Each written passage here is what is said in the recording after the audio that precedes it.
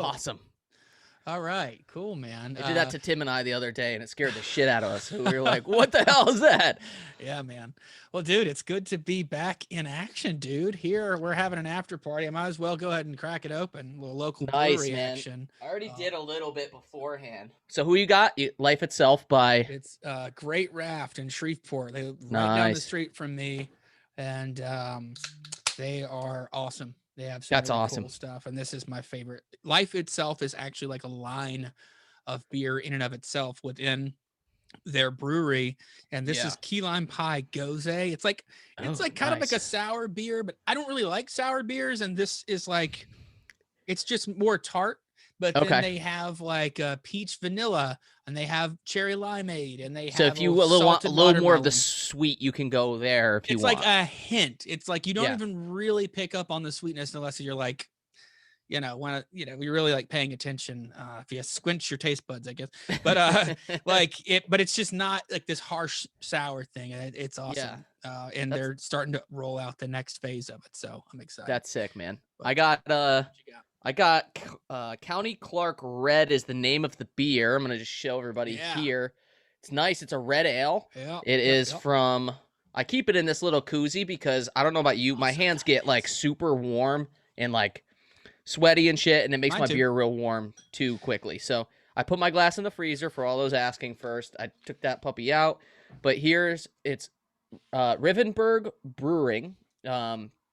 And the little story behind this I was telling Chris before we started was Mr. Rivenberg, the guy who owns this place, used to build our sets for our high school theater company, the Crane Acting Troupe. And his daughter was involved in all that jazz. And he's a good guy. I believe he was a day trader for a while and then just got really into craft brewing. And I haven't been back home to visit the actual brewery, but my dad came out to town a couple weeks ago and he brought me, here it is. One that I saved it. Got the whole growler full. It's nice. You can tell when it's sweating on the outside. That's you got some good shit. But the thing is that's going to suck is now I have to drink this in 2 days because otherwise my beer's going to go flat. Oh, darn. But it's awesome. It's sick, man. It tastes great, actually. It's my first time trying it. It's like one of those beers that feels a little bit on the thicker side. It's not quite as like thick as Guinness.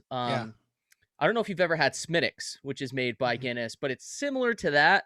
But it's like this would go great with like a flat. What am I thinking of? Like not a flatbread, but like a thin crust pizza or something like that. Yeah, which would be. I love a good like porter. So it sounds like a little bit kind of like what you're describing there. I love a good porter and so things good, of the like. Oh, dude! And then Lizzie got me this sick thermos. Oh. Dude, that's awesome. Batman tumbler. It's $24 on Amazon, and I'm going to get a Wonder Woman one. The Superman one sucks. It's unfortunate. It just looks bad. It's got like ice blue on the gray, and that looks awesome. I dig that. But this one's fucking sick. Yeah, so, that's great, man. Dude, it's awesome. There's a little early birthday present. Lizzie and I are funny like that. Like we both get gifts for each other, and then we're too excited to wait until we actually give them to each other. So, like, Christmas, we'll have opened, like, 1 or 2 gifts beforehand because we're just be like, just open it. Just open it. We just, like, I don't know. Happy gifters, I guess. But, man, it feels good to be back. I couldn't, like, the way that work unfolded today, I was like, we were originally planning to do an original episode, and I was like, I just need to fucking chill and drink a beer and just shoot the shit. So... I mean, we could sort of talk some of the books if you want, but I was just thinking we can kind of take this, just kind of catch up, and we have some show mails, which is be kind of fun to read. There's no agenda with the after party, which is nice. Like we don't have to we can kind of do whatever we want. So do we want to hit a show mail quick, or do we want to like ease our way into it? It looks like this first one might start a discussion that might last a while. I've got time. Right? What do we do? Yeah, what are we doing? We got nothing but time. So the first one is from, and now this is from Brandon. I always feel weird giving away the last name. You know what I mean? Like I'm like, should I? From Brandon, from May 5th. And it says. So hold on, let me zoom in. I'm on like I have 2 screen situation, and I'm like going to this. This one is like really small, so let me do. So it says, "Hello, Chris and Jordan. Thank you for reading my review on episode 216. since the state of the Snyderverse is currently unknown, yeah. Oh, here we go. Here we go. I had an idea I'd like to hear your thoughts on. I can't for the life of me explain why they wouldn't release any continuation of the amazing story setup since the storyboards were released or leaked. I was thinking of making them into an unofficial fan comic. Do it. I cannot draw, so I was thinking. Well, okay. Well, I cannot draw, so I was thinking of purchasing the beautiful McFarlane figures of the Zack Snyder's Justice League and adapting the storyboards from there. Thoughts, comments, concerns. Keep up the good work, fellas. That's a really, really cool idea. So you're talking about like posing the figures or drawing based off the figures. I wonder. The only thing I would say about the McFarlane figures, which are releasing this month, this is being June 2nd. You can tell that they kind of rushed them into production because the faces look nothing like any of the actors. Yeah. Which is, it's fine. It's not like they look bad. It's just when you're like expecting like Ben Affleck's Batman, it's like, it's clearly not Ben Affleck's Batman. It's like but it looks like a comic book version of it in Ben Affleck's suit. And the Henry Cavill is a little bit closer. But the figures still look awesome. The Steppenwolf and Darkseid figures are the ones that are just like, they're, first of all, they're mega figures. So to scale, they're like a 7-inch scale on the normal figures. So they made the, the taller figures to scale would be like a 9.5 inch figure. So the Steppenwolf and Darkseid are a lot bigger, and those look incredible. Like it's almost like they focused all their time and energy on getting those scans right. Because I'm telling you, and like the Steppenwolf has like the spiky things coming off of him and shit. That's cool. And, like there's 2 versions of the Darkseid. There's like the Uxas early battle thing where he's like, it doesn't have the shirt on and all that stuff. And then he's got like just like the Omega emblem, and that's it. Yeah. And then there's that's the one that's coming out to like, Amazon and Target and Walmart and all that stuff. And then there's like a San Diego Comic-Con exclusive, I think. That's like the armored version that you sort of see at the end and later on. Gotcha. Those look incredible. And again, don't get me wrong, the McFarlane figures it's just, you can tell they were doing them in a hurry. But like, because usually like Todd McFarlane is, yeah, aside from comics, I would say figures and toys are like his jam. He loves them. You listen to any Todd McFarlane interview, and he's just like, and I love the way he talks about like how to just get he likes to get, as an artist, he likes to get everything right. And so I'm sure that he's like sitting there going like, fuck, we got 2 weeks to do this. Like, get Darkseid right, get Steppenwolf right. We'll pull whatever we need to get the suits right, mainly for the Justice League. But aside from that, like, and they, I mean, they look awesome. So that's it. Are they doing a Martian Manhunter figure or no? No, that's not on there. They basically, so they have Batman. This is another thing I was like, oh, come on. It's Batman, but it's the armored suit from the end. And there's an unmasked Batman, so it's like the Bruce Wayne head. But it's still the armored, suit. So it's the same figure, but just with the unmasked head. I gotcha. And there's Superman in the black suit, and then there's like the Chase variant figure of the same figure, but your classic Superman colors from Man of Steel and BVS. There's a Cyborg with like the full helmet and then like the half, and that's then cool. There's Aquaman and Flash, and they've just put out for Wonder Woman 84 like the golden armor Wonder Woman and the regular suit. I think that's kind of the stand-in basically. So they're not doing a new one because it would look exactly the same. There's no point in repackaging it. So, and as of now, that's it, except for obviously the villains. So I don't know that they'll, especially with it not necessarily being on the docket. They're probably getting out what they can get out. Yeah, probably putting a lot of extra money into more Zack Snyder stuff when it comes, because it sounds like Warner Brothers doesn't really. Well, I guess doesn't really want anything to do with it. And now there's big changes and stuff coming. I was going to say it's kind of the place that this conversation's naturally going to go to. I would say, Brandon, I would say this: don't give up hope that they're not going to continue the Snyderverse. That being said, if they do, it's probably not going to happen for a while. Yeah. And the reason being is because of the recent merger with Discovery and all that stuff. I will say, all that I've seen, and it's just I'm sure it's PR as well, but they just had the HBO Max launch internationally, I believe, mainly in Latin America and South America. And so that opens the viewing experience up to a lot of people. It also, they're using Zack Snyder's Justice League as like what's popular on HBO Max, because it is popular on HBO Max. That being said, I think Mark Hughes wrote an article yesterday that talked a little bit about how it would be smart and wise for them to not let personal biases stand in the way of them creating some good content for people. And so I think that there's possibly a chance. I don't think with the current regime it's happening. I think we all understand that. But I don't know who's going to be in place come time for the merger to happen. I think the person that seems the most safe right now is seemingly like, even though there's been word of his looking elsewhere, is Jason Kilar. And the only reason I say that is because of the international release. Like the fact that he was able to get it up, running and out. Not that he's the only guy doing it, but the fact that he's in front of all of it. So again, it's all very vague, and everything that's come out has been PR so far. And honestly, if you guys want more updated, I'd say the best people to refer to in this situation are Tim, Scott, and Ray. They understand that movie business side of things way more than we do, at least than I do. I don't pay enough attention to it. So, holy shit, just started opening up outside, but we're good. Damn. But no, that's what I would say is don't give up hope that there couldn't be something in the future. If anything, too, maybe a comic book. I know Zach had come out and said that it was canceled initially. I think that's how they were going to think about finishing the story. I just don't know at this point. It's interesting. We're in I know for myself, like I love Snyder's work.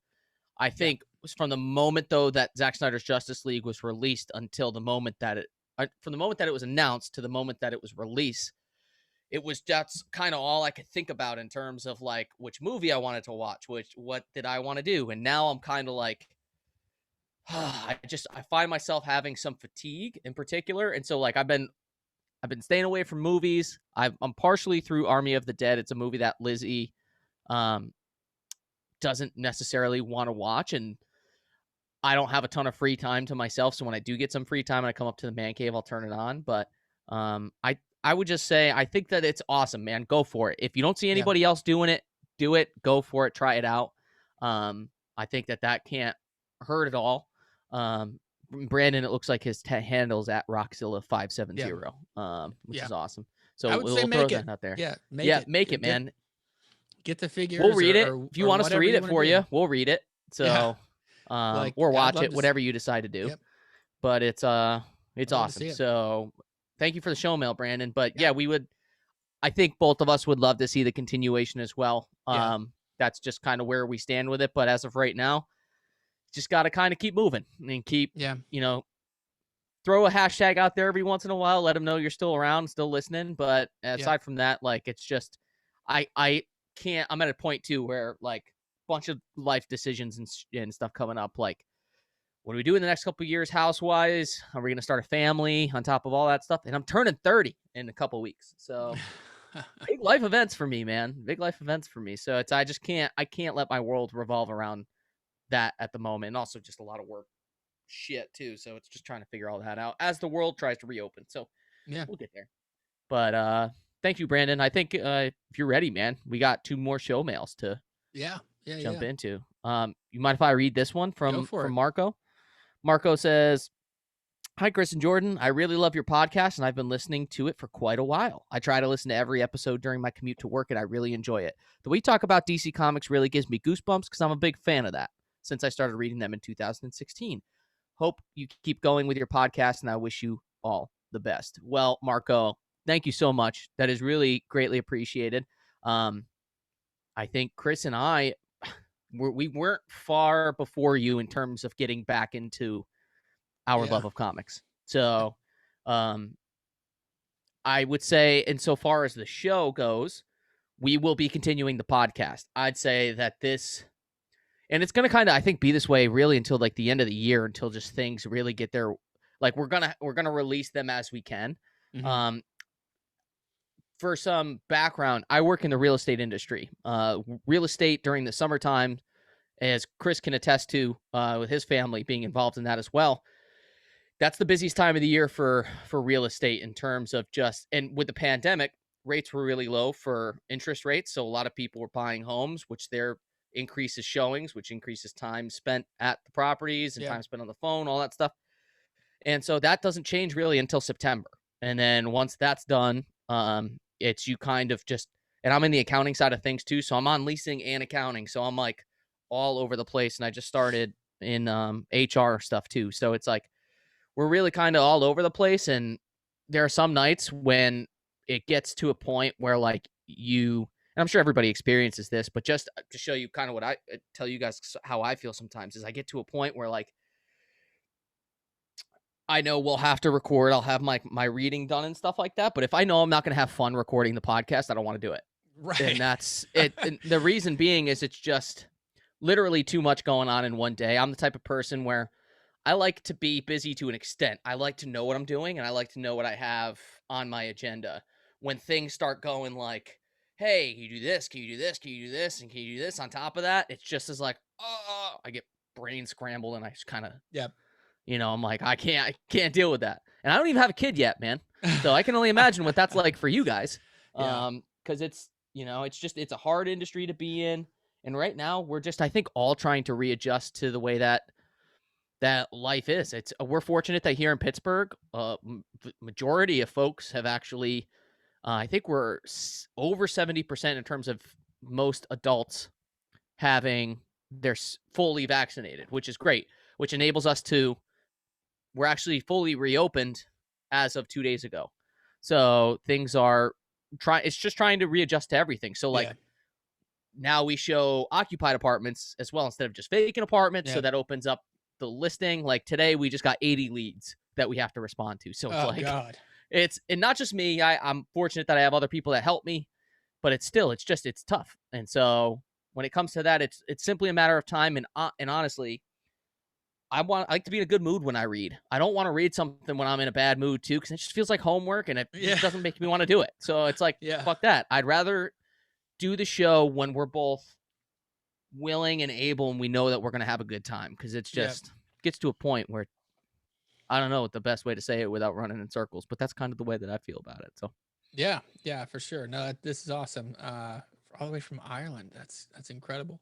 That's 2016 is when I that's like right around BVS man. coming out. That's when I jumped back in. And I guess technically that's probably when I first started like following along like with storylines, because I bought up a bunch of that's when I was like, what's been going on? What is this new 52? And they're like, well, it's ending.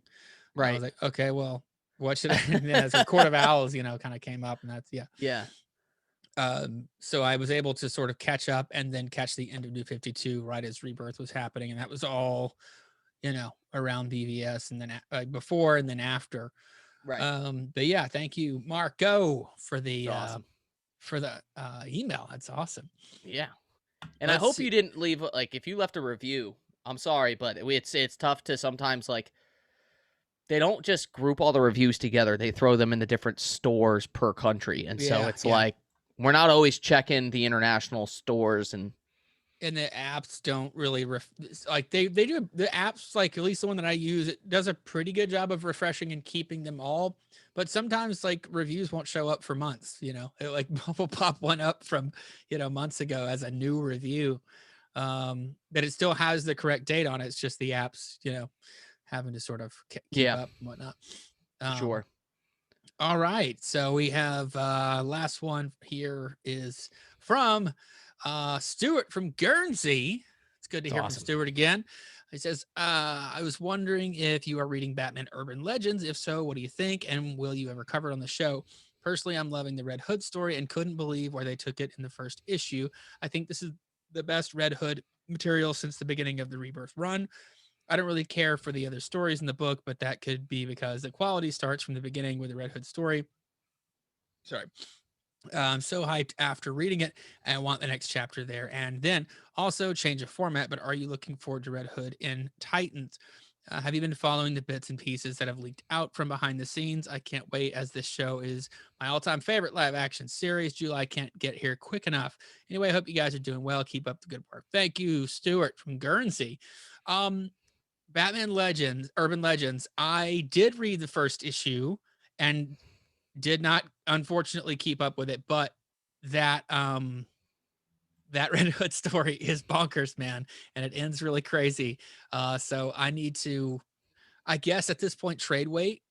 It was one of those books that like I was fairly certain I had it on my pull list. But it just, then I looked and there were like 3 or 4 issues out already, and I'd only read the first one and I only had the first one. So I was like, okay, well, I'm waiting for the trade on this one. But that I don't remember what the backups were, but the Red Hood story in that is badass. It's really, really good. And definitely recommend it. I just don't know where it went from there. So but no, I did really like it. And let's see, what's interesting. I agree with you. I had read part of the first issue as well, but it came in coming to Infinite Frontier. And this, I guess, kind of will answer the question if we're going to cover it on the show. I think that'll be, if it's going to be anything, it might be a Patreon discussion or it might be an after party discussion rather than be on the main feed. And the reason for that is just if we're going to trade wait, which it seems like you and I are both going to do at that point in time, we'll just read the trade for that and then kind of pick what storyline we want to follow and move forward from there. But I'd say that'll probably answer the question. I don't think it'll pop up on the main show unless we decide to drop a book and we decide to add another book in its place. But I think that's kind of where that is in terms of Batman Urban Legends. And then moving on to Titans. I discussed Titans with Ray on DC TV Squadcast for the season 2. I'm pretty sure that he and I are going to do season 3 as well. It's something we haven't talked about yet. But I'm looking forward to it. I'm looking forward to see where they go with that show. It's interesting because you sometimes hear certain things and then the way that plays out is different from what you heard. And so, I don't want to say it's a love-hate relationship with Titans, but I mostly enjoy the crap out of that series. There are just some moments where I'm like, that's interesting. I didn't expect it to go that way, or I thought it was going to maybe be different. But again, that goes back to the narrative and the conversation that you and I have all the time of what expectations do we set for ourselves going into things, and do you set expectations? And so I think it's only fair that you can, based off of the first 2 seasons, is just, I think I'm going to go into this one not really knowing what to expect other than Red Hood is going to show up at some point. But aside from that, where do we go? Because there's still the Donna situation and all of that stuff. And in terms of like the LexCorp doing all of that crazy stuff too. So I actually have to get back into like the HBO Max stuff. Like I got to finish Doom Patrol season 2. I never finished that. I don't think I ever finished season 1. I liked it. It's just one of those things. It's like TV shows are hard for me for some reason. Yeah, I can't binge, dude. I spend any more than like 3 hours even if it's watching something I enjoy, like How It's Made or Mythbusters. After like 2 or 3 episodes, I'm like, I'm done. I can't do it anymore. I don't know if it's because I have OCD or whatever it is, or ADHD. I definitely think I have something like where it's just I can't focus for that long in terms of like, unless something really has me and I just am enamored by it. If it's one of those things that I lose my break every once in a while, I just can't go there. So my anticipation and excitement level leading into it has to be like through the roof, kind of. Right. And like it's just different for TV shows with me versus like movies or something like that. Right. There's certain ones that like I'll get into and then be on it. But like Titans, I really enjoy it. I have not liked the last episodes of either season. Yeah. But other than that, I've really liked it a lot. So it's a weird thing. It's a weird kind of thing. It reminds me of Lost or something like that. I think I might watch Lost back in the day, but like, I'm excited to see Red Hood in season 3, and I'm excited to see how if they introduce a Joker, or if they have their own spin on how he was created, or if it's I don't know. So that's gonna be really cool to kind of see how that goes. It's really, but yeah, as far as like seeing like the updates and little tidbits and stuff, I am not privy to any of that really, other than what gets talked about on the network here and there, and even there I'm still kind of behind and like will miss certain things. So but you know, that's also kind of cool going in fresh and not you know, knowing ahead of time. I mean, it's been a while, man, since we got the last one, so it's and obviously COVID played a large part in that, but I don't know, I'm interested to see how that plays out, but yeah, it's tough for me and shows, and honestly there's just so much more content out there right now that it's like if I have to pick between reading and watching, I'm probably going to read. That's just the way that same. I'm the same. I don't know. Yeah. I go. Even if like Lizzie's watching a movie or watching a show, it's like I'll just get my comics from upstairs or my my tablet. But that's pretty much it as far as that goes. So thank you, Stuart. We greatly appreciate the show mail, my man, and we will keep the show up. I promise. It's just gonna come out on a as we can do it basis for right now. So we're in a strange season, and it's, you know, it happens. We're in a strange little season here, and we'll sort of iron out. Like, you know, I think when you were talking about things reopening and things getting back to normal and whatnot, like it's just different all over. Cause like here we really only shut down for like a few months. I mean, it seemed like a lot longer, but as far as officially things shutting down here, like it was really not that long. And so it felt like things were back to normal here for a long time. And then like, you'll like talk to somebody else that doesn't live here. And I'm like, oh snap. Like it's easy to forget that like people that aren't really that far away technically are still like, they're still working their own thing out, you know? And so it's for like, sure. Yeah. It's crazy. So there's a lot of things like that too, that come into play. And that's mentally and physically straining as well. Yes, it's just absolutely. Crazy. It's just crazy. It all, you know, stems out and affects the other areas of your life. So yeah, for sure.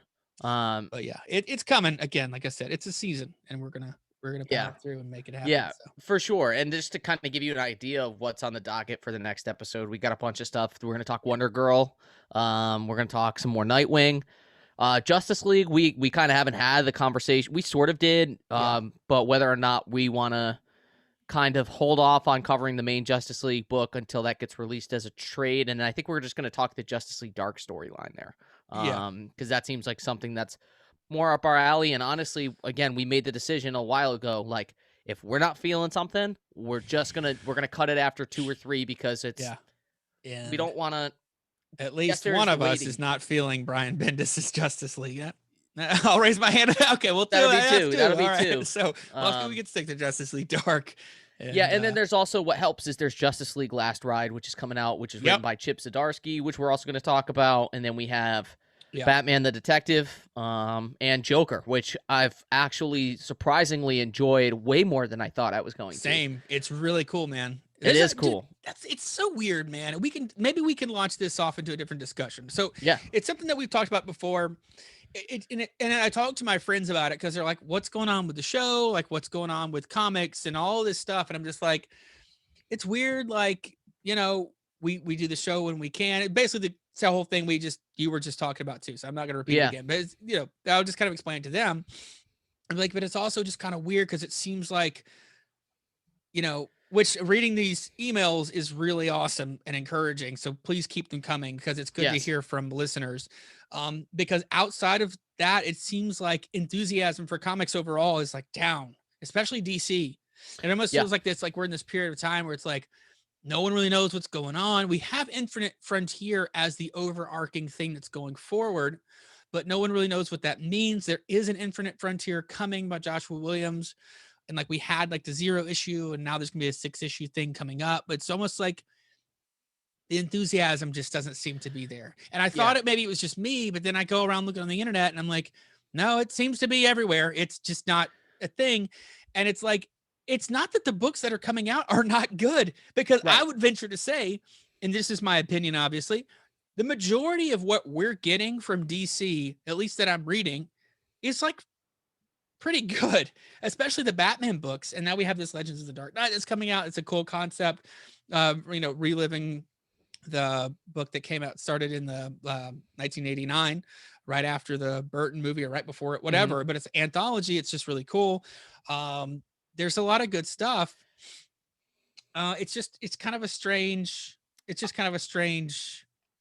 time in the books, and it's just like, I don't know what's happening. So I kind of wanted to get your thoughts on that too. But again, it's encouraging to get emails like this, but it's like, certainly, what it almost seems like the comic industry in of itself is like in some sort of a transitional phase or something. That's a perfect way to put it. I was going to say, because it's not even just the readers that don't seem like they're interested. There's so much less PR for a lot of the books that come out. And when you hear about a book, a majority of the time you're hearing about it from the creator before you're hearing about it from DC Comics.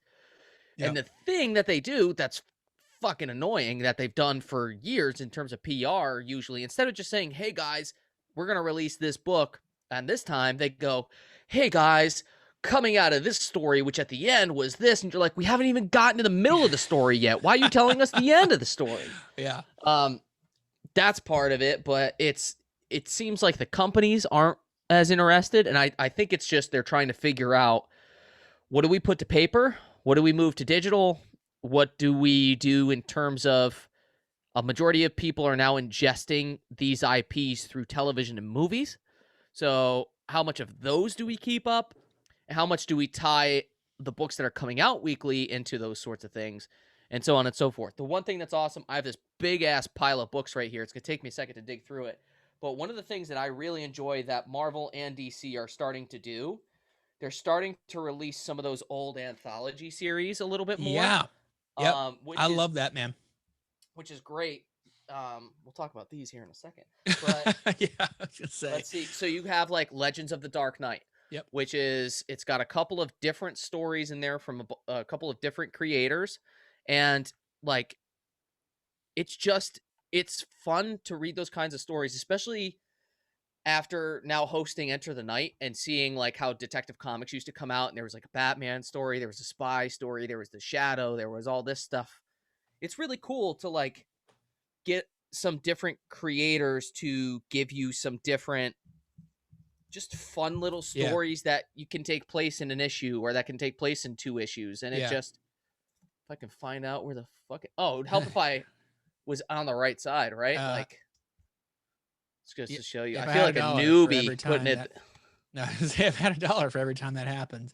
Or like if you have the self-adhesive ones, how many times I've actually stuck the book to the adhesive on accident? Oh, dude. The Legend of the Dark Knight is cool because it's, well, with that one, it's not multiple stories by different creators. It's just like the idea of like, it's 3 issues by a creative team, and it's just, they get to tell this story, and then it's out. It's done. The new creative team comes in. Yeah. No continuity ties. It's just tell whatever story in whatever style you want. And I think that is such a cool, it's such a cool way of doing it. And Marvel's doing it with Carnage, Black, White, and Blood. And then there's a Venom book that's out, I believe.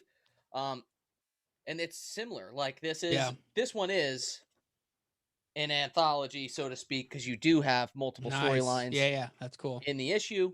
But those sorts of things, like, I think taking some things a little new school is a good way to reach your old school listeners. It's a good way to get a younger audience involved, and it just presents you new opportunities to say, hey, look, if you don't want to follow what's going on in continuity and you just want to read a Batman story, just pick up this issue.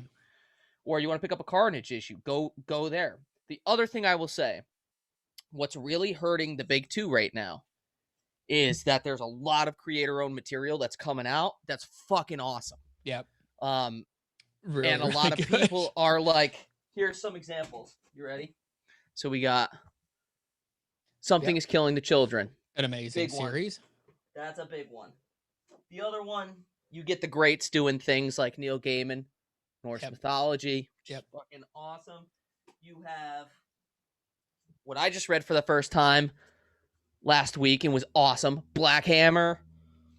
There's like a new book from Greg Rucka coming out that's like called The Old Guard, Tales Through Time, where it's got a bunch of like, one book's about like women, the other book is about like samurais and shit. Like, I'm dropping comics all over the place here. Like, this is fucking cool shit. Cool, man. And then like some other ones, haven't read Snatched yet, but there's like Ice Cream Man. There's The Ice Cream Man is one that actually Jim from Weird Science, he was talking about it. Almost got him in trouble there. Sorry, Jim.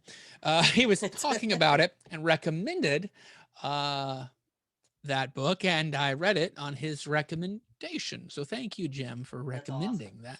And it was really interesting. And I never picked up from the series from there, but I heard it was really good, and I've heard from multiple people that it's really good. I need to get that.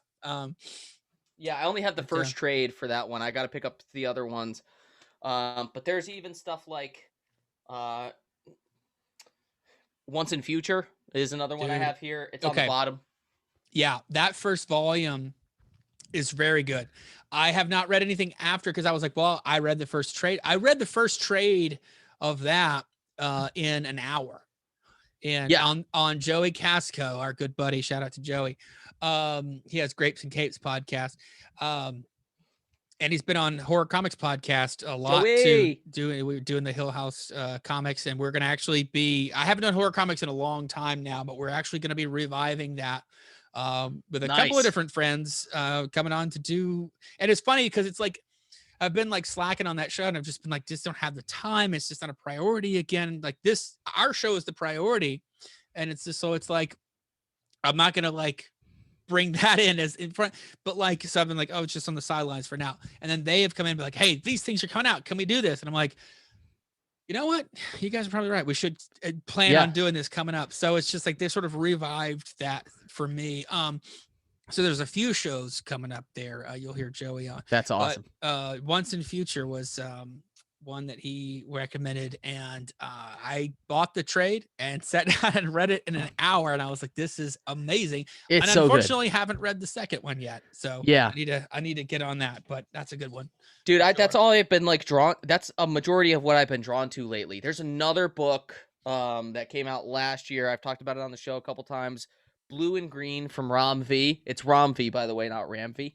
Ram V. He's also coming out with a book called The Many Deaths of Layla Starr. Okay, cool. And what's really interesting about this book is it deals a lot with, and please forgive me, I mean no anything malicious by this, but I believe it plays a lot into Indian religion, and it deals a little bit with the different gods and stuff like that. Interesting. So that's cool. She's like the goddess of death, and basically the Messiah is born, and so there's no need for death anymore because everybody's going to become immortal, so to speak, once the Messiah is born. So death is essentially put into a human's body and is on a mission to kill the baby that's born. Dang. That's crazy. But it's like, it's cool because it's such an interesting art style and stuff. I'm going to kind of pan. Oh yeah, that's cool. Which is neat.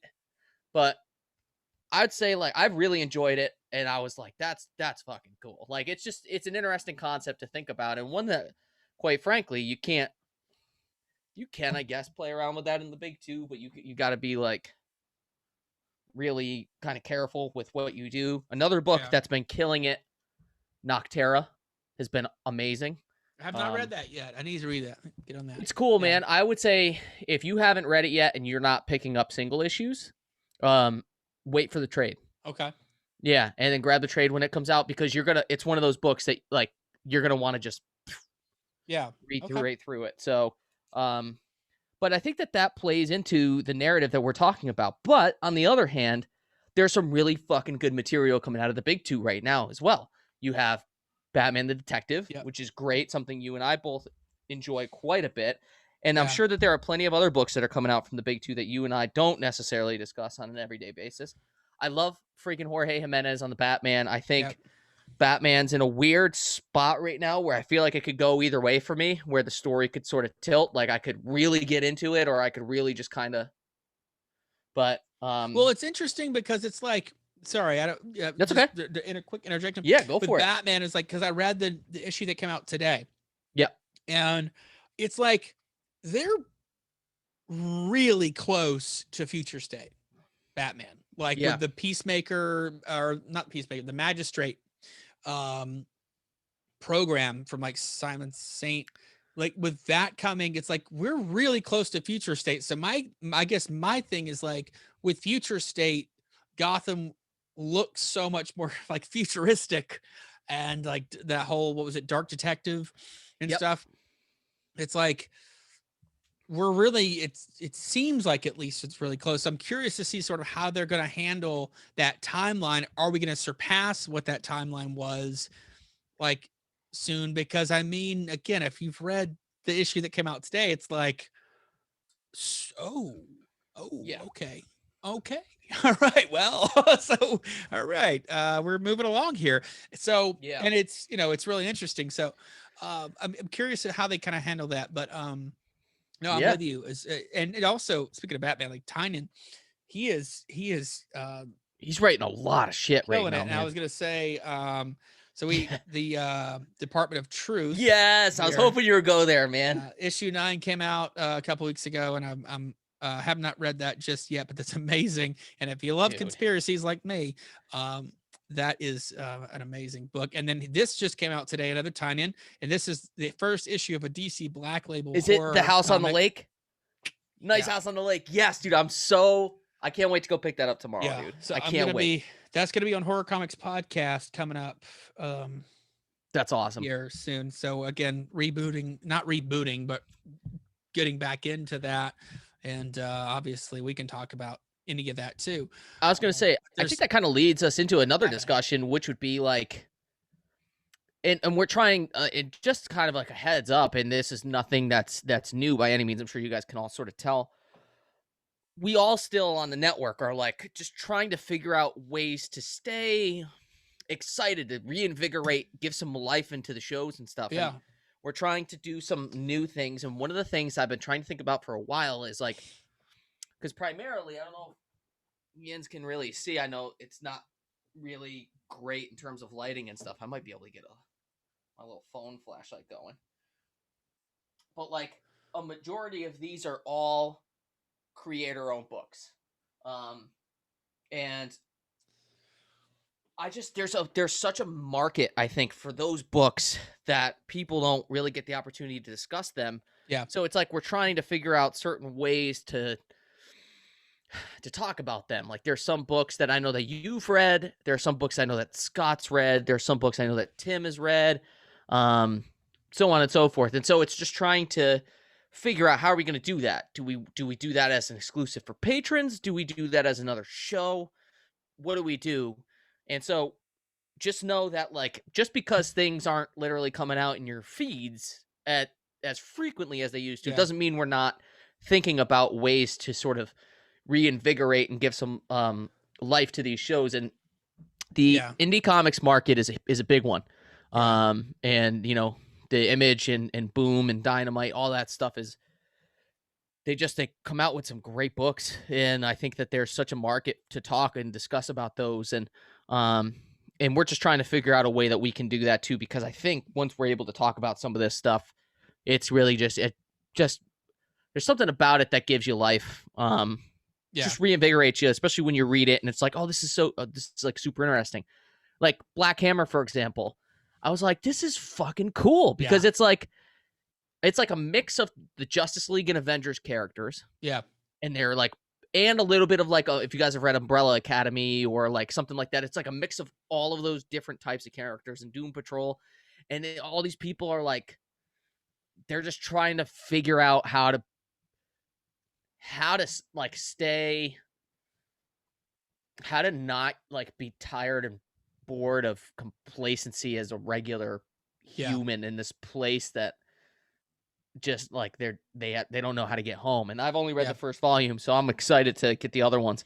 But it's just super interesting, man. And I think that kind of leads just back into the conversation of those books are talked about all the time by creators. They're pushed out there, and they're the ones that I see get talked about more online than anything else right now. And it's a lot. It's similar to what happened with like Westerns and stuff back in the day. There's so much comic book material out there right now. You have DC trying to do 3 to 4 things a year. You have Marvel trying to do 3 to 4 movies a year on top of all the other TV shows. And now DC's joining that as well. And it's just like you're going to get to a point where you almost have to make a choice. And at this point, like, it's hard too, because local comic shop sales are at an all-time high. I don't know, man. It's just, I think there's room for everything. It's just a matter of figuring out the logistics of it all. Like we talked about earlier, what goes to paper, what goes digital, what goes here, what goes there. And there are going to be people like me, and I believe you're the same way. I will go paper first 100% of the time if I can. Yeah. Doesn't mean if I can't, like if I don't have the paper version and I'm interested in a story, I'll certainly read it via digital. And then I'll go and buy it. That's what happened with Black Hammer. I got 3/4 of the way through it. I went to my comic shop. I just was browsing the shelves and I saw Black Hammer Volume 1. Took that sucker right off and was like, gonna buy that. And and so I think that's also the difference too, is you have people that are there that will wait. They'll pay the $6 or $7 it costs per month to wait 6 months for the stories to come out. But then, and they get it in sort of trade fashion, or they get it in single issues, depending on what sort of thing you're using. But it's just one of those interesting things that they're just trying to figure that out. And that could possibly change in the next 5 years. Who the hell knows? But why not get ahead of the game if you can, or if, you know, that's why I like the the DC and Diamond thing was such a big controversy, is because Diamond was the monopoly there. And DC was like, well, if something like this happens, we don't want to have all our eggs in one basket and not be able to do anything. We want to, it makes it complicated for retailers and shit like that. Absolutely. And DC is not great in terms of like responsiveness to their retailers and stuff. Heard it firsthand from Dan at Southside. And it's just unfortunate, but at the same time, it's a hard industry to be a part of. And when you're trying to be a pioneer like that, in terms of going to these different printers and all of that stuff to do these large books, it's hard to figure out. And especially because everything's coded a certain way in Diamond, which gets coded into it's like similar to any other business. Like restaurants all use a similar POS system, point of sale system.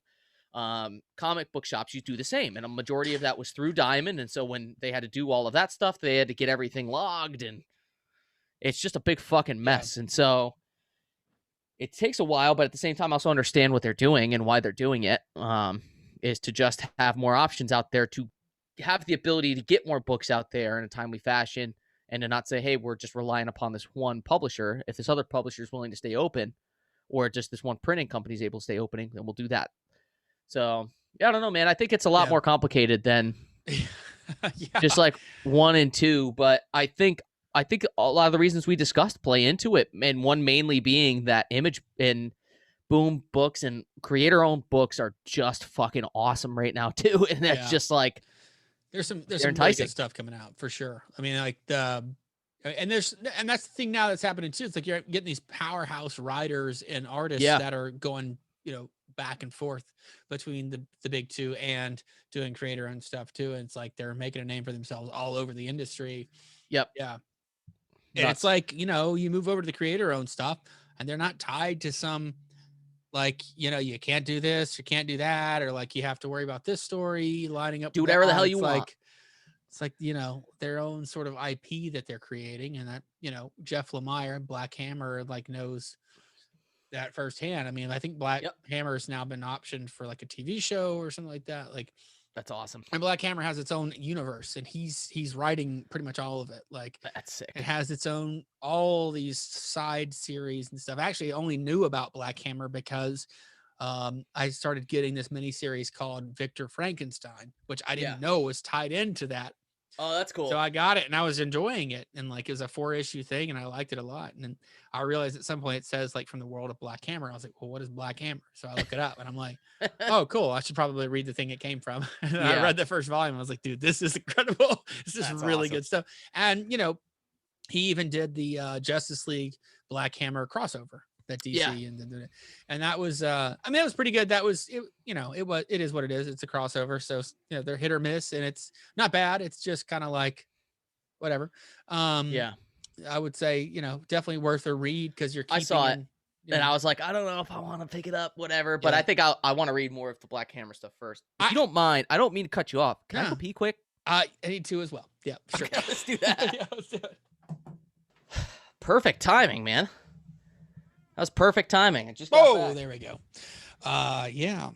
Hell yeah. What were we talking about? Jeff Lemire and Black Hammer and just creating that sort of universe. They're not tied to anything, which is awesome. Yeah. Although I will say, Rom V's Swamp Thing is so fucking good, dude. It's cool, man. I like it a lot. Good. I like where it's going. It's very, very cool. And like, there's an Instagram account. Oh, there's a website called Roots of the Swamp Thing, and it is like, if you're a Swamp Thing fan, even if you're not a Swamp Thing fan, it is an impressive archive of all things Swamp Thing. It's got like every single action figure, every appearance, and it's just this archive from a fan. There's also an Instagram account at Roots of the Swamp Thing, and dude, look at this thing. It's crazy what's in there. And I actually, he has, if you on Instagram, he has like the Swamp Thing. Actually, let me get it. I'll show you real quick. One second. Yeah.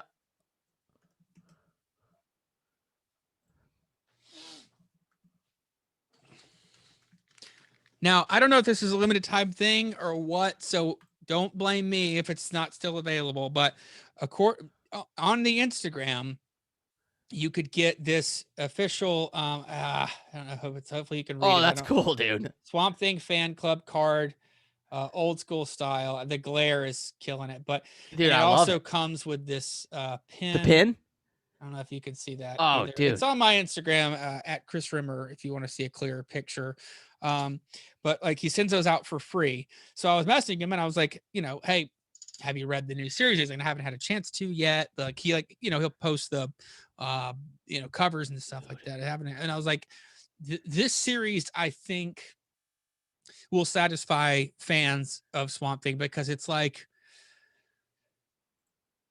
I feel like with a lot of this kind of stuff, you get people that are like, all right, now how would Alan Moore write it? Now, what's the most weirdest thing I could do? I'm going to try to be philosophical. And I'm just like, you don't have to do that. Like you can just write an interesting story. And that's what this feels like to me. Yeah. At the same time, this seems like it would fit right along with like the kind of writing that the Alan Moore Swamp Thing would kind of be, while not feeling like, to me at least, that it's trying to be that thing. Like it definitely has its own identity. You have a new avatar of the Green sort of finding his way, and like his world is being sort of pulled into it. A new villain. It's gruesome, and it's like, but there's still familiar faces that come in and out here and there. I think it's awesome, dude. I think it's really, really good. And I have to commend and cheers Rom V on it, because I think this is awesome. And as much as I've liked what Rom V has done, especially with Swamp Thing, but like with Justice League Dark and all that stuff, I think this is the best that I've read from Rom V.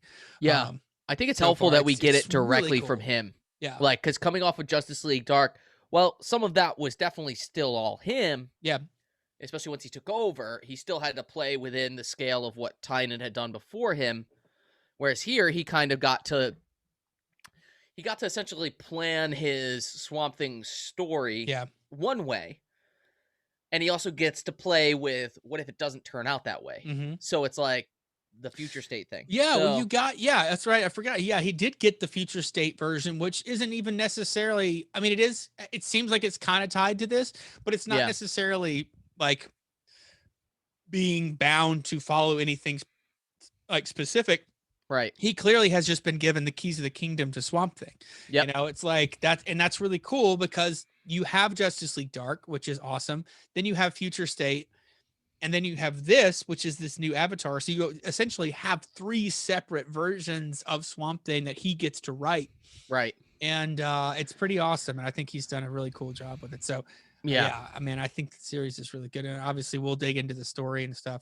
For sure. In the next episode. But yeah. I'm really pumped to dig into Wonder Girl too. I think that's just, I like Yara Flor's energy, which is really I just like Joel Jones a lot as a writer, and I know I've said this a bunch before, but I'm gonna grab one thing quick. I don't know if I gave it to some friends to maybe read or not. Let me see if I have it. Nope, it's right here. If you guys haven't yet, again, another creator-owned Lady Killer by Joel Jones. I've heard that was really good. It's fucking awesome. It's so cool. It's like there's this like I'm not gonna. I won't show that one, but it's cool. I'm gonna show this one because it's neat. But like the art style is awesome. Yeah, it's got that like 50s-ish house, a little bit of a throwback kind of thing, kind of vibe, but also kind of current. So that's just it's really cool. I also like the way Joel Jones writes a lot. It's interesting. So it's a really I think is a frustration for me is that there's not it just doesn't seem like people want to talk about the books online. They want to talk more about the movies and the shows. And I'm over here going like, let's talk about the books. Let's not. Yeah. But also, I just don't spend as much time on Twitter and stuff anymore. If I'm being honest, I don't. No, I got off of it. I did too, man. It's literally just it's a cesspool of negativity. And I will say this, and to people who are probably tuning in, I love interacting with some of you that are on there. You know who you are. You certainly do. But there's sometimes where it's just people can't let you enjoy a thing, man. It just is. I don't know. So I've been delving into music more, man. I've been delving back into that. It's been really filling that sort of creative void for me. That was something that happened during the pandemic was just like, I think it's the expectation of you have to keep, if you're a content creator, you have to keep creating that content because people need to be entertained at that point. Like, whereas before the pandemic, it was everybody had their life and then whoever chose to enjoy your content chose to enjoy your content. Whereas then a lot of people got a lot of free time on their hands and you felt almost more of a responsibility to put out more. Yeah. And it was like just draining. And it's like, I'm still feeling that effect actually. And that's part of it too. And so getting back to music is awesome. And I've been just trying to figure out little stuff here and there. You're going to be probably happy and a little disappointed at the same time. I finally figured out the guitar solo to the middle by Jimmy Eat World.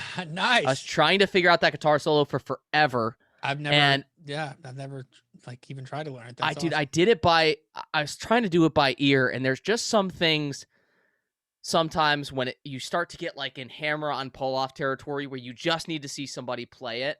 Yeah. And to like kind of break it down. So I learned a majority of it by ear, except for a certain part.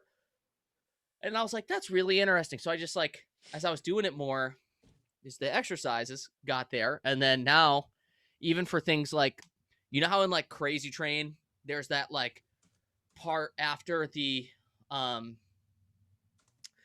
like, where he's like, I'm going. No, it's a what is it? It's a no, it's not that part either. It's for the verse, and then there's like the before it, like as it goes into crazy. Well, that's how the middle solo starts. It goes it starts off with like the dude. That helped me figure out that I always struggled with that little part in Ozzy. Hang on. Get it. Hey, Jam. I'm actually looking for something to tie all this together with Jimmy Eat World and comic books because it's coming. Let me see.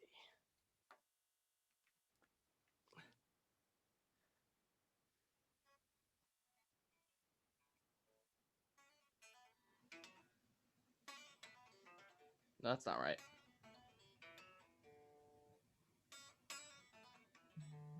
That's what that was. And so like practicing that over and over again helps you in that, like for Crazy Train, it's just like what it's the and that's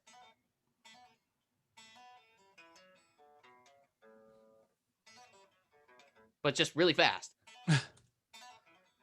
And sometimes when your fingers don't want to work, it sucks. I'm over here trying to crack my knuckles and shit. Yeah. Like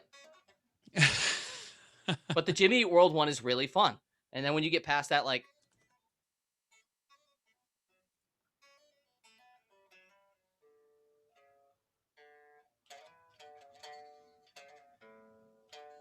I'm not tuned down, so I had to go up to that. Oh yeah, I had to drop the down. Yeah. Boom. Yeah. Dude, I love it though. And then the other song I couldn't stop playing was just because I love the song is I just love I love Sweetness. And just that little Oh yeah. part in there is just so good. Like there are plenty of other great Jimmy Eat World songs for sure, and those are probably two of the most overplayed. But their solos are awesome. They're so good, man. Yeah. Like I love the chord choices. I love the progressions. And honestly, I like how they push themselves as a band constantly. Oh yeah. They're always trying to push the envelope, not necessarily change the sound, but they're like, if I don't evolve as a songwriter, I'm not doing my job as a musician. And it's like, I don't know, Jim has I think it's called Pass Through Frequencies is the name of his that's the podcast.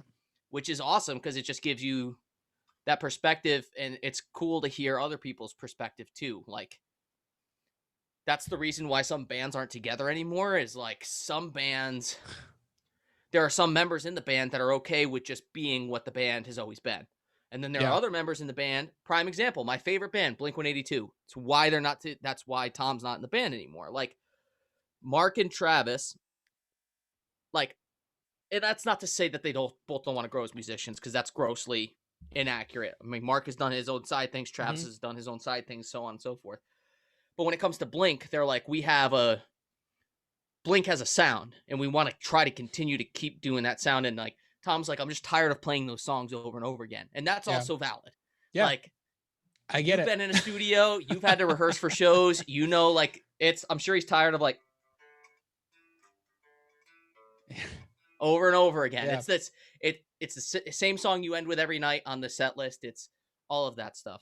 Yeah. But it's just super interesting to hear the way that musicians think about certain things, and there certainly is like an overcomplication to it at some points, but dude, Rick Beato, who's on YouTube, is awesome to listen to. Rick Beato, Beato. Yeah, he's just awesome. He'll go through like the top 10 rock songs of the week on Spotify, and like that's introduced me to some newer music too. But it's just it's interesting, man. I've refound my love for this. I also think in part of that goes back to a legend that we lost earlier this year, in Eddie Van Halen, was like, dude, I just how could you not love tapping? You know, like it's just fun, man. It's fun. I don't want to go off on a tangent about. Have I told you about Rick Beato? The story about Rick Beato? I think so. Yeah, I think so. Yeah. Like we had like a weird like demo recording session with him years ago, and it was he has a really cool studio, which that's where he records his YouTube videos from still. As I was like, that's sick. Crazy. Is that in California? Like, no, it's like, well, I think it's somewhere in Georgia. I want to say it's around Atlanta, maybe. Okay. That would make sense. Atlanta's got a huge music scene. And so it's the same studio. We recorded some like demos and stuff there, and it was a cool experience. It was just like a random one-off thing. And then all these years later, he's like a huge YouTube like music video thing. I was like, dude, that's crazy. That's awesome for him. We had the same manager. So our band and him as a producer had the same manager, and he actually has a video about Johnny Diamond is the name of the guy who passed away years ago, but like he did a video sort of tribute to him, and that was really cool. But I was gonna one thing I was gonna tie together with like Jimmy Eat World and the comic books is Jimmy Eat World has a graphic novel coming out. That's awesome, dude. Yeah, it's called 555, and so they had a single. Here's the summary. It's I don't know when it comes out. It was supposed to be released May 21st. I pre-ordered it, but I never got anything about it coming out, so I guess it's delayed. It's through Z2 Comics. The first ever Jimmy Eat World graphic novel is here, in a story. This is weird. In a story, Clark took the job at the edge of known space to be as far away from the Asano Pact from people as possible. As the overseer of a factory that produces Kuj Kram, the cloned slave labor that keeps the corrupt system he represents running, His days are exactly as he wants them, empty and without incident. However, when his factory is targeted for closure, Clark discovers that he is as expendable to his superiors as the creatures in his charge. So if you've seen the video for the single 555 from their more recent album, it's about that character that Jim Atkins like is playing, and like the makeup and all that stuff. Yeah. This sort of otherworldly thing. Dude, and then there's some other ones at the bottom. Are you seeing these? Sublime, $5 at the door. Alter Bridge, Tour of Horrors. Joan Jett and the Blackhearts. Or is that just a record? That looks like a book. It does look like a book. And then there's Jason Derulo's Uzo, which is kind of crazy. That's and weird. I think the most famous band that I heard of in terms of that is just Coheed and Cambria. Oh, well, yeah, they have the... They're a concept band. So that's what all their records are based off of, is the comic that they wrote. And so, which is called The Armory Wars, which is, I have to get it. I have to, like, at this point. I love Coheed. I think that they're great musicians. Although I haven't listened a lot to their newer stuff, and I don't know why. I like couldn't get over the fact that they kept changing drummers like every year. It was kind of annoying. They just kept their drummers kept exploding on tour. Yes. We watched that recently, Lizzie and I. It was awesome. Nice. I'll have to ask, dude. So I'm friends. One of our friends, and we recorded my band Tyler Reed. We've been releasing singles and stuff on Spotify. Our producer / buddy, Elvis, he also produced all the Alter Bridge records. Oh, that's awesome. And I'll have to ask him about this this graphic novel. I didn't know this was a thing. But they have a comic book too. Apparently that's a thing, I guess. It's like Z2 Comics is doing like musicians with comic books. I'll have to. That's awesome. Maybe that's my in with some horror stories. But Tour of Horrors. So, yeah. Dude. That's hilarious. That's awesome, man. I wish I was smart enough to write like a concept record, man. I just wish I was. For sure. But hey, I can write guitar parts, but not lyrics. I think we'll have to. I mean, it only makes sense that we cover the Jimmy Eat World comic. Let's do it, dude. Yeah, for sure. I mean, clearly, or for sure. Yeah. I mean, that's like the merging of two worlds that like needs to happen. But Dude. again, I don't know what the updated, when that's coming out or anything like that. Because again, it was supposed to be May 21st, and it's it's not that far off. It's just. It obviously didn't come out on that date. But yeah. I want to give a quick another shout out here to somebody who absolutely listens to the show, and that's Mr. Andrew WK. Shout out to him and Kat Dunning for getting engaged. That's awesome. I can't stop listening to Babylon, man. I can't. That's dude. I forgot about that song, but that song was so killer, man. Oh, Babylon was rad, dude. It's like, is that? I think that's how that goes. Nice. But it's weird. It starts on like so it's like 1, 2, 3, 4, 5, 6. So it's like it's hard because as you want to hit the 4 on the on the open instead of going up 1, 2. Let me show you something that you need to get, and I'm just real quick. Let me get it real quick. All right.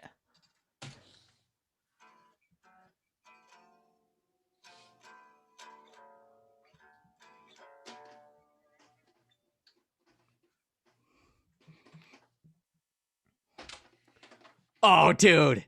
He's breaking it out, man. Hold on. Let me get my wires all straightened out here. That's awesome, dude. This little guy. Oh. What kind is it? It's a honeytone. Oh, nice. But dude, it looks so sweet too. It's like an old 50s refrigerator.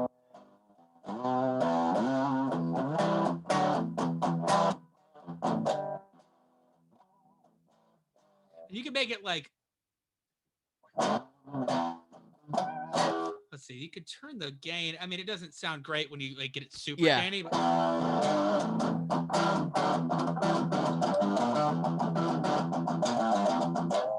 like you can get those like pitch. Yeah, the little pinch harmonics in there. Yeah. The little. It's awesome. It's like $30. Yeah, dude. I have. Speaking of which, also R.I.P. to the drummer from School of Rock, dude. Did you hear about that? Oh man, yeah. He got hit while he was on his bike and died. Dude, that's awful. Yeah, I saw Jack Black on Instagram post about it. I was like, dude, that's crazy. And he was just like, because I was like, what has this guy been up to? And it's just apparently just been playing music and like that's awesome. That's awesome. And like, yeah, but that's crazy, dude. It was cool that that's what he was doing for a living. He was like a studio musician and stuff, and then like just tragically dude, I think it's gonna take me too long, but I think I have one of those little Marshalls that he uses in the movie, and he clips on his pants. Oh yeah, that's basically what that honeytone is. It has like the little belt clip at the back. Except that thing is awful. Like I've had that for so long. Like I'm sure like the thing that the battery plugs into, like the little thing is just corroded. It's just it's all nasty. I had a Fender version of that back in the day, but it didn't have the plug. Like that one has a plug-in for like a 9-volt, like one spot, like plug-in. So you don't have to use the battery or whatever. And it, obviously sounds better if it's plugged in, but like the battery part is cool. And I can just walk around the house and just annoy the shit out of Ansley and Roscoe. And just like anytime Roscoe, because he'll get mad and I'll just be like, Roscoe, what you doing? He'll be like, Dad, stop. Like, why should I stop? Wait till you got another one of those little ones running around there, man. That's gonna be crazy. See, that's the thing is they enjoy that stuff until they're about Roscoe's like basically already a teenager at like 4.5, and he's like rolling his eyes at me and annoyed at my stupid shit. And he's just like, Dad, can you stop? Can you just? You're embarrassing me in front of no one, in front of my stuffed animals here. Pretty much. And that's a tough crowd. It's a tough crowd. That's a tough crowd, man. Yeah. Yeah. Dude, so what have you speaking along the music lines of things, what you been listening to lately, man? Oh man, nothing. I mean that's sad, but that's like it's true. Like it's all right, man. I just don't really listen to music like I'll listen to podcasts and stuff, but like as far as music, like I got into like a funk about it. No pun, sorry. I got into like a little heard all my life, you're all good. I got into like a dip of like, bands that I really, really liked were releasing albums and stuff. And I was like listening to it and not digging it and getting bummed. Yeah. And like that'll do it to you, man. Going to like new music playlists on Spotify and iTunes and like going to see what came out. And just it's all just the same thing. Or it's just like stuff that like, I'm like, oh, this seems cool. And like being bummed out by it. So I just stopped. And I was like, one day I'll come back and I will be inspired. But now is not that time.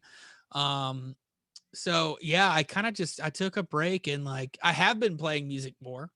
Kind of like you. I've just been messing around with guitar and just like making it. I think it was John Mayer that I saw an Instagram post. It was like, this is a toy.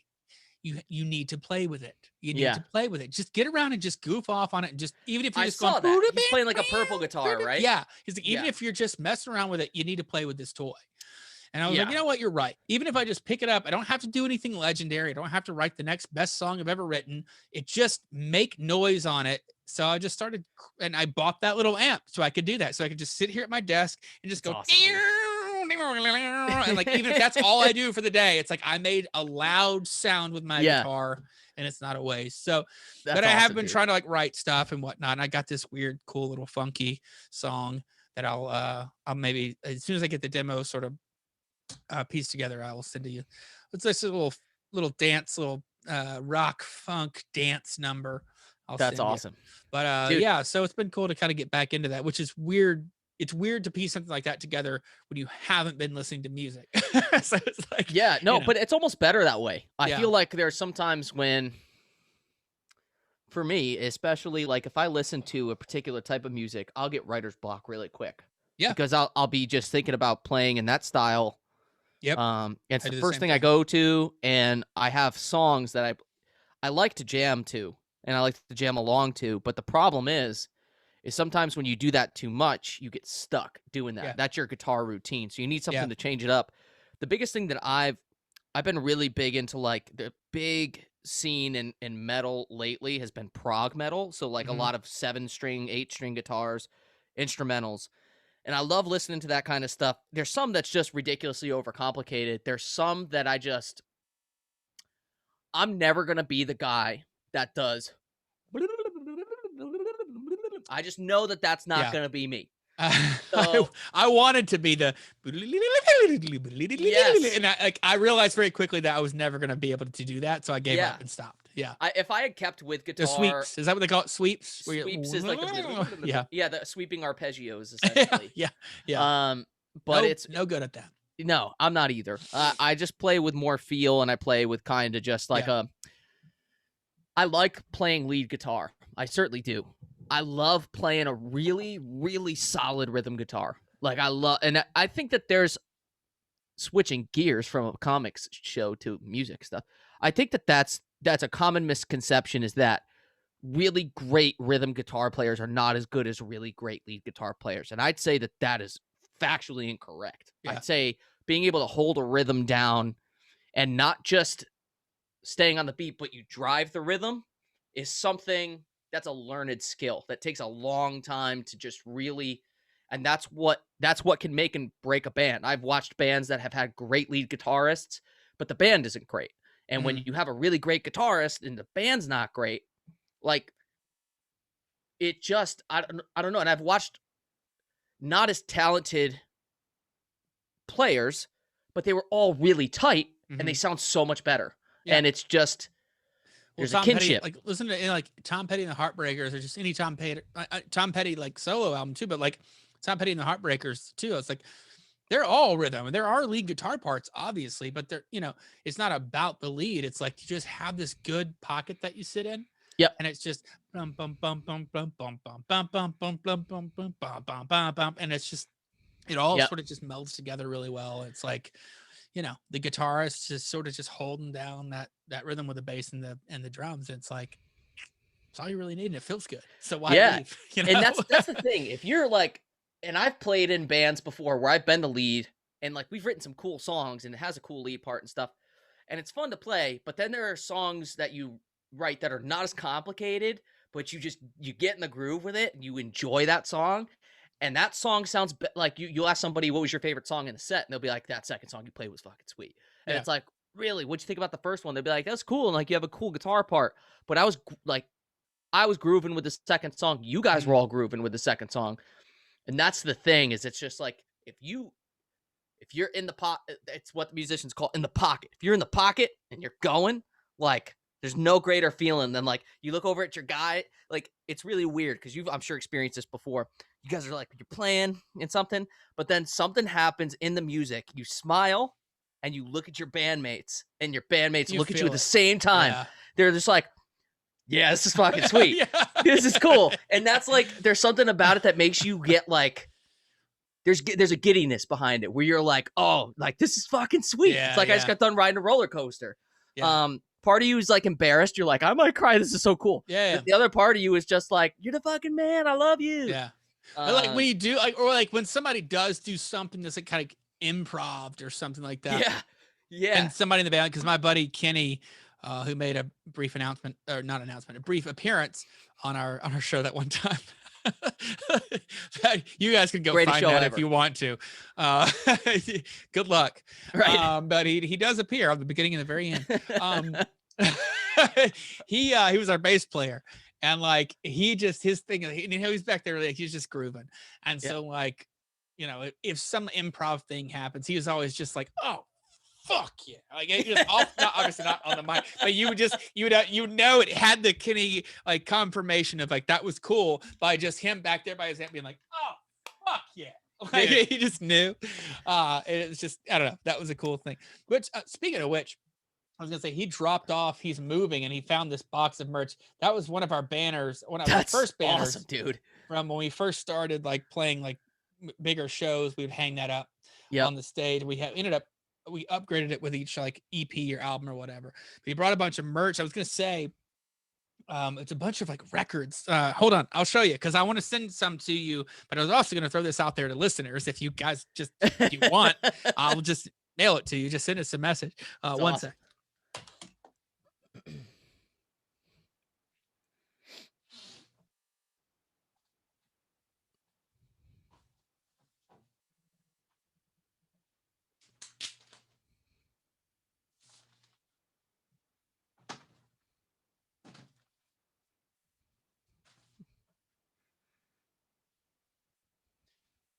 Oh, dude. So I didn't even realize we had this merch left over, but like, so our shirts are like it's downtown awesome. Shreveport, and like really dug the design. We were like, hey, that's a sick cool band photo. tee, man.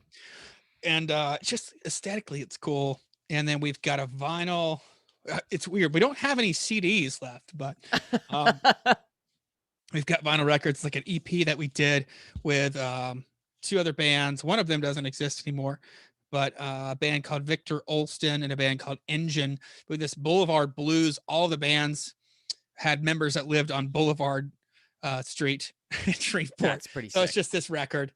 That's awesome, dude. 3 songs from each one.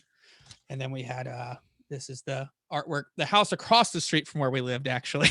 Nice. We took their porch. And also the one and only album that we released called Bring You Home. That's also downtown Shreveport from like the 1930s. And that's a great looking record, dude. An aerial photo of Shreveport from like 1950 something. Yeah. But yeah, just the whole thing. It's not even pictures of the band. It's just downtown Shreveport throughout the years.